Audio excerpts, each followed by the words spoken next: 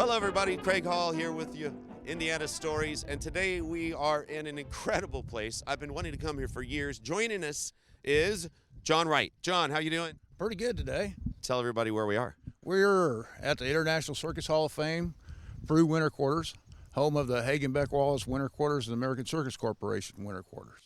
Hear that, folks? Peru, Indiana, International Circus Hall of Fame, right here. I think a lot of people don't even know that this existed or the circus history that Indiana has, but this was the Mecca. Yes, this was the Mecca. That's why they call Peru the circus capital of the world. This is where it all began. Ben Wallace bought the property, I believe, in 1891, and then sold it to the American Circus Corporation, I believe, in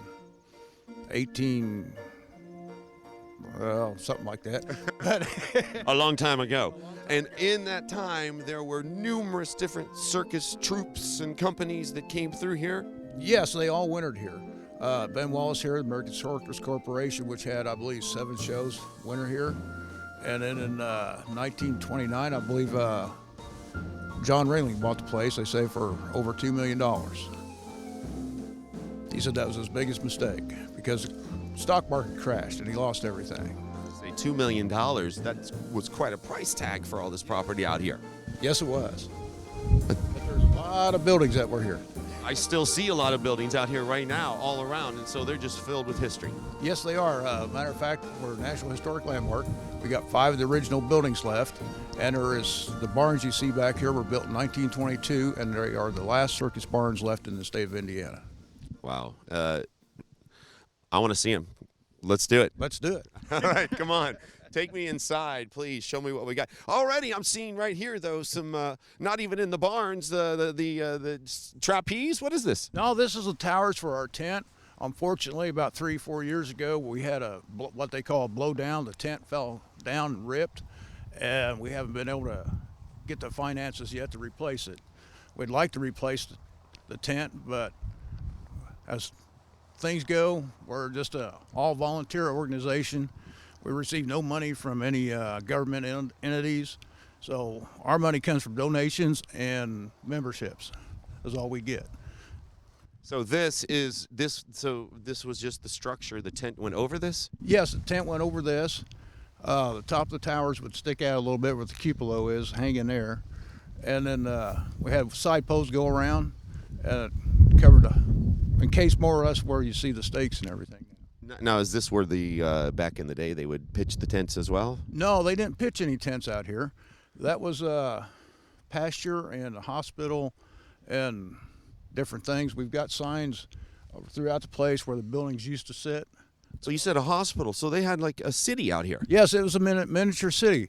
Their employees, some of them stayed here. The roustabouts and stuff stayed here at the grounds. They had all kinds of animals. Okay, what's a roustabout? A roustabout is the worker. Okay. The worker. That's a circus term? Circus term, yes. Okay. Just like this barn right here, we call the South Barn. It was the elephant barn. And as you can see these wings on this side, there used to be a wing out here, and that's where they kept the cats in cages. Ooh.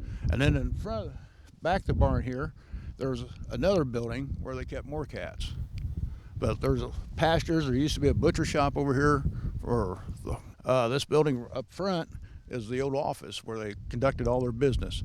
You know, they set up the routes. They called people and set everything up for the next year. And they paid the employees out of that. How many employees were out here at that heyday? Do you have any idea? No, I don't. It was in the 1,000 or more. Wow, that's amazing. Training area up front here where the cage is, the ring, and they would practice out there with the animals and stuff like that. I see the ring right there. So that's original, huh? Yes, that's original. Wow. All right, well, let's head in. Let's go inside. I see there's so many buildings, probably so much to see. The building back there, the metal building, is what we call the North Wagon Shed. Well, which one should we go to first? What do you think? The museum. To the museum. That's the middle, the yellow one? Okay, so we've made it inside the building here, and first thing, this is, what is this? This is a Circus Hotel Bandwagon. It's one of the oldest bandwagons in America. Wait, a six what? Circus Hotel. Circus Hotel. It was built for the Circus Hotel Circus. Okay. It was what they call a mud show back in the day. That's where they traveled from town to town by road before the railroad circus started. and it was built right here in Peru in 1887. 1887. It's in pretty fine shape. It's beautiful. I love the woodwork around it, the trunk in the back, the horses. It's pretty spectacular. Well, Six Hotel was what they call a dog and pony show. Okay. That's why you have the horses and the dogs on it. Okay. The dog medallion I see there now. Yeah. So this carried the band. It carried the band, and then from town to town, they would store their stuff inside of it in the box, and that way they could transport it to the next city or the next small town, because it was mostly a small town circus back in the 1800s. Dog and pony show. Dog and pony show. We have three things in this one building, which I'll show you later. We have the circus model builders, which is on this side. The middle is full of circus artifacts from the past and stuff, and then we got the Circus Hall of Fame in the other wing. So this model right here, what is this all about? This is a 1934 diorama of what Hagenbeck Wallace Circus would look like in the day. The late Tom Dunwoody built this, and it's all accurate. You got the big tent, the menagerie, the horse tents, the cook tents, everything. And he built this in what year? Through his lifetime. I see. The detail is pretty amazing. Is this the main street of Peru? I don't know if it's Main Street or Peru, but it's a city, yeah. It's just a city they travel through. All right, I see cages over here. What is all this? This is part of this cages here came, I believe, from the Terrell Jacobs, or Clyde Beatty, cages that he used when he was training his cats and when he went on the road. This is part of the setup that would be inside the tent. And he'd have his lions and tigers inside. Oh, I see the photos. Look at the baby tigers here, too. So he was a world-renowned tiger trainer, right? Yes, he was. As a matter of fact, he even lived here in the city of Peru for a while. Wow. It is this sort of trick that has given Clyde Beatty the reputation of being the greatest of wild animal trainers of all time.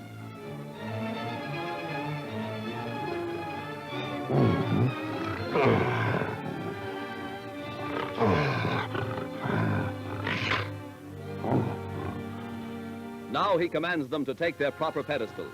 At any moment, one of the big cats may fly into a blind fury, clawing, clashing, roaring with rage.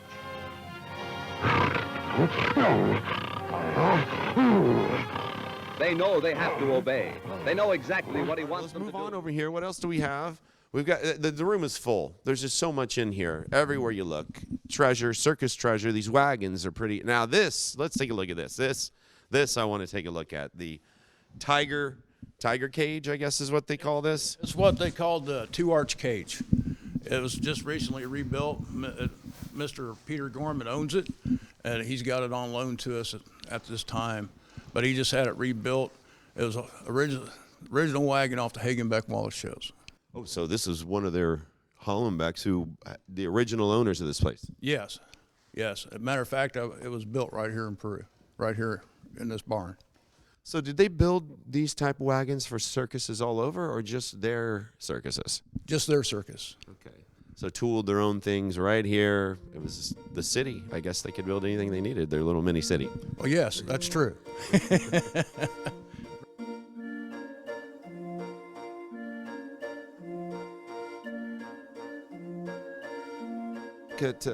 We barely scratched the surface in this place. This is just the first building that we've come into, and it's loaded. This is the Circus Model Builders Museum here on this side. As you can see right here is the Two Hemispheres Bandwagon. It was pulled by a 40-hitch team, and it was on loan to us a couple years ago from Mr. Peter Gorman, and we showed it here at the Hall of Fame. So we're still in the model builder section here, but you got a great representation of the progress of how these guys moved across the country, starting with the starting with the trains, how they used to move by rail, and then you move over to this section is how they move by trucks, which they do now in the modern times. Because there's no circus left that travels by train since Ringling quit. I remember as a kid seeing the Ringling train come through southern Indiana, and stop, and the fire department came out and hosed down the animals. Yes, and they also probably filled the water tanks up for the animals also. Yeah, it was an amazing thing. I was just a little boy in southern Indiana when that happened, but I'll never forget that. Yeah, it was a sight to see. It really was, and it brought out the entire town to come and just look at the train and the animals, and the folks would come out and wave and say hello, and we weren't any performances, but it felt like we were at the circus. Yes, because like you said, you've seen the animals and that, and you've seen some of the performers, you've seen how the train operated when they did come to a stop, how everybody had their certain job and they knew how to do it to get the train back on the road again. Yeah. It was a well-oiled machine, I must say. Yes, everybody knew what they were supposed to do and how to do it. So there wasn't no say, hey, you or this and that. They knew exactly what they had to do. Let's go take a look at the Hall of Fame. I want to go see some of these faces, these famous circus faces. Okay, yeah, let's go.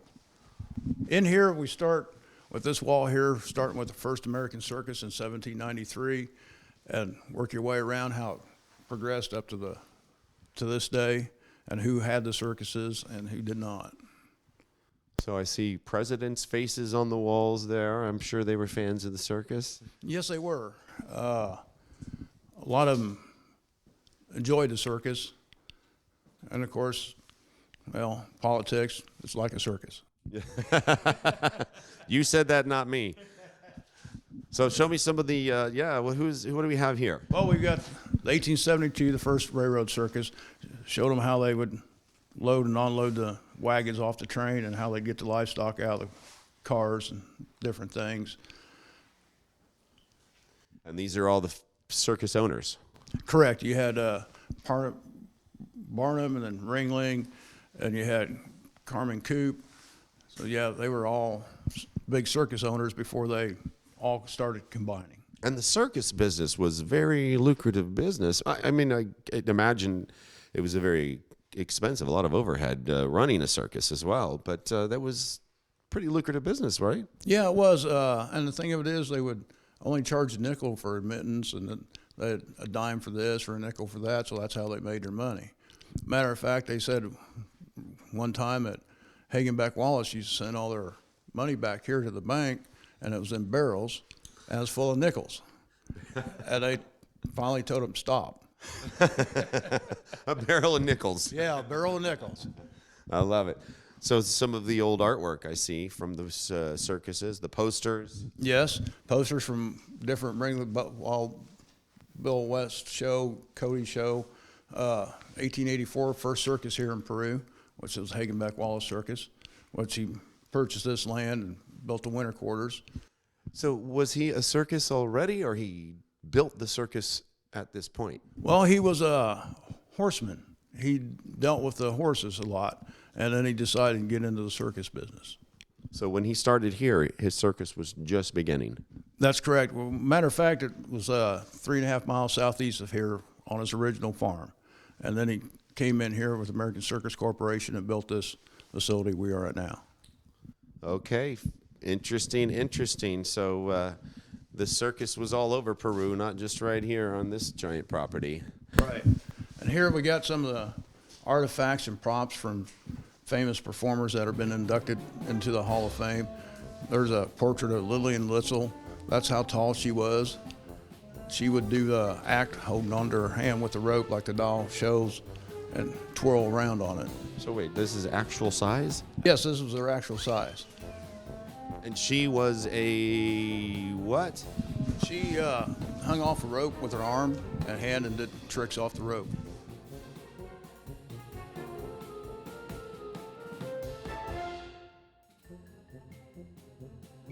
Okay, we're moving into one of my favorite parts, the clowns, right? Send in the clown. That's correct. We honored Lou Jacobs, Otto Gebring, Emmett Kelly.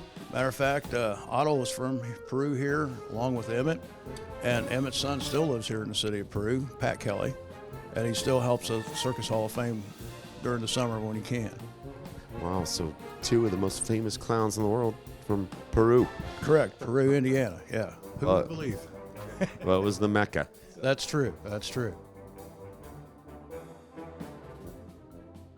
All right, so we've come out to what was called the animal barn, right? The elephant barn, yes, that's correct. And now it's full of Wagons. This is where we store our big wagons. lots of wagons. I see everything in here. This wagon right here, number 112, used to be a generator wagon. This is what they'd park outside the big top to power all the lights inside the big top. And then you got a corporation stake driver here, a 3-stake driver. A stake driver, what's that? That's where they put the stakes in for the tents. You got one driver on the side and 2 in the rear. Oh, so they had a machine. Yes, it was powered by a 1-cylinder motor that drive the stakes for them. Of course, it went a lot faster than doing it by hand and stuff like that. See, I think back in the days when they were hammering those things in. Yes. But this helped save a little bit on the labor. Quite a machine, though, to drive a stake. Oh, yes. What else we have over here? Now, what's this? This one looks like you're in the middle of a restoration or something. Yes, we've taken the wheels off this one. This is called the Ringling Wagon. It's supposedly on the Ringling show when he was a mud show and traveled from town to town. Or had to get the wheels rebuilt, and along with the Dragon Wagon. Okay, yeah, I see it both up. They were part of the same. No, the Dragon Bandwagon was later. It's what we call the Knott's Berry Farm Wagon, because Knott's Berry Farms paid to have wagons built here in the city of Peru because they wanted a circus theme out there at their park in California. But they had to be small. It couldn't be full-size wagons because of the underpasses they had in the park. So when they put a parade on, they had to be miniaturized, and they're a copy of a full-size wagon, but just smaller. And that's one of the Knott's. That's one. What we call the Knott's Berry Farm wagons, yes. Ah, so they were in California, now they're back home in Peru. Yeah, when they got done with their circus theme, they turned around and donated them back to the Hall of Fame. Looks like a big cat or something in this. Yeah, what was this? A Ringling wagon. It's one of the first Ringling wagons that is all aluminum, except for the frame. It was the first one Ringling built. First one with just single tires instead of dual tires. Lighter. A lot lighter, a lot easier to load and unload. And sometimes it's in the parade with bearers in it. So we've got so many different eras here, because I can see you've got the rubber tires here and the more modern hub, and then the driving stake driver looks a little bit older. But then when I look over here, we've got Yeah, wooden wheel wagons. Matter of fact, number 40 is Robbins Brothers wagon, which was from one of the corporation shows right here out of Peru, and was rebuilt by I think his name was Miller, and then Bob and Quesapita bought it at auction and then donated it to the Hall of Fame Peru Winter Quarters here. Let's come over here and take a look at this one, because this is the musical wagon. Musical wagon, yes. It's got a tiny calliope in it. It's run by air pressure. It's like a player piano. It's got a roll that you can put in it. And the reason we've got it on a trailer, we just had a show down in Columbus, Indiana, to where we had the cage wagon and calliope and the Six Hotel down there for their festival. Now, the calliope was originally steam driven, right? That's correct, yes. Played the music by sending steam through the pipes. Yeah, that's correct. And it used to be way bigger than what this one is. Now, is this one a lot more modern? Did you convert it to air? Was it steam ever? It was built air driven. Okay, so a more modern calliope. Yeah. Built here in Peru.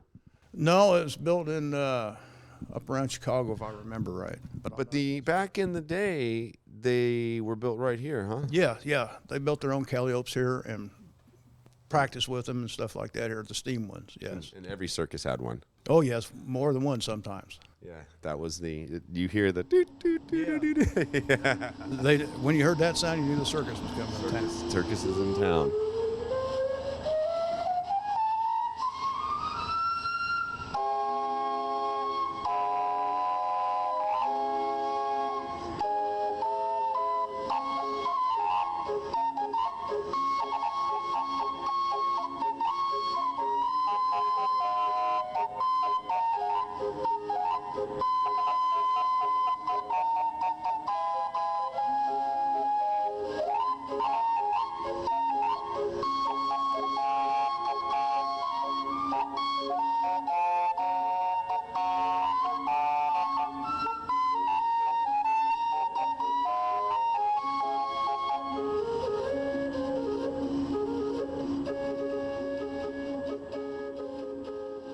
Yes, the old pony barn used to stay here. We still find the foundation of it here, and this is one of the buildings we'd like to rebuild and make it a research facility. That way, everybody, whoever, we can store our paper artifacts and stuff in it, and people want to come and see look up information and stuff that'd be here firsthand. So this was the horse and pony stall. I see, like, so around the site here, I see these signs. These are all markers for some of the old buildings? Yes, they're markers from old buildings explaining the years and what they were used for and different things like that. Like I said, we got 5 original buildings left from the American Circus Corporation as a National Historic Landmark, which is the office, the corn crib, the north and south barn, and the north wagon shed. What'd they use the corn crib for? To feed the animals? To feed the animals, yeah. As a corn crib, of course. Yeah, that's exactly what it was for. So they had many acres of crops just to feed their own livestock. Yes, feed their own livestock, hay and stuff like that, and pastures. That way they could keep the livestock going. Matter of fact, some of the old people in town would say they used to ride their bicycles out here in the summertime, or the springtime, to see all the exotic animals, the zebras, the llamas, the camels, and that, because they were all in pastures around here. So you could come out and find a zebra running around in central Indiana. Yeah. That and the practice cage and that, they could watch the performers practice with their cats. I want to go see that cage over here. Watch the holes in the ground, though. But you had said that they rode their bikes out here to see the animals. There probably weren't many zoos. No, there wasn't back in the days, in the early 20s and that. Big cities had some zoos, but not very many. So for a small town, people can come out here and see a zoo. And it was all a little city. Right. And the performers, so they all lived out here as well. They practiced. There's a foundation there. What was this spot? Here is the sign. Let's take a look. This was the slaughterhouse. So you had mentioned there was a butcher-on shop. Yep. This is where they butchered the lame horses and stuff to feed the lions and the tigers and that. Like I said, it's a self-efficient city. They had their own steam house where they provided steam through these barns and stuff to heat them in the wintertime and different locations. They had their own pump house out front here. They had their own fire department. I think they said 1,200 feet of water pipe and stuff like that. But yeah, that was their own city. There it is, though. We saw this coming in earlier. We got to go take a look at this. This is original, you said. This has been here from the early days. Yes. The ring and everything came back to us, and we displayed it out here where they used to practice with the tigers and stuff and the lions. Right on the side of the road here, too, so that anyone who came by, they could watch. Oh, we got a photo of someone in here working. The Clyde Beatty rehearsing with his cats and that right here in this arena. Where the background, the picture is taken on the other side, looking back, because you can see where the cat barn used to be. Okay. Wow. So this is it. This is where he worked. All right, I'm going to go in and take a look at this. Wow. All of the old pieces here, even. I can imagine. I wonder how many he would work with at a time and have him up these pyramids. Oh, who knows how many. Was he lions and tigers? Yes, he was lions and tigers, yes. And bears. Oh, my. Yeah. Right? So where the grassy area is, yeah. Indentation, they fill it with water, and the polar bears would come out here and swim in that. Polar bears. Wait, there were polar bears, too? Yes. I guess they didn't mind the Indiana winter. No, I think they might have liked it.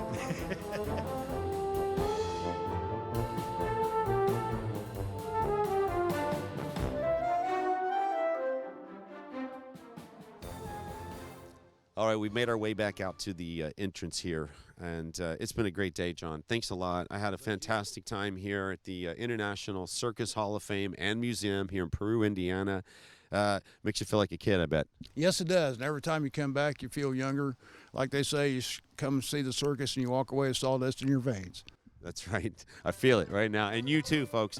This place is truly part of Indiana's history, Indiana's story. Come out here and get the sawdust in your veins as well. Thanks for joining us. We'll see you next time.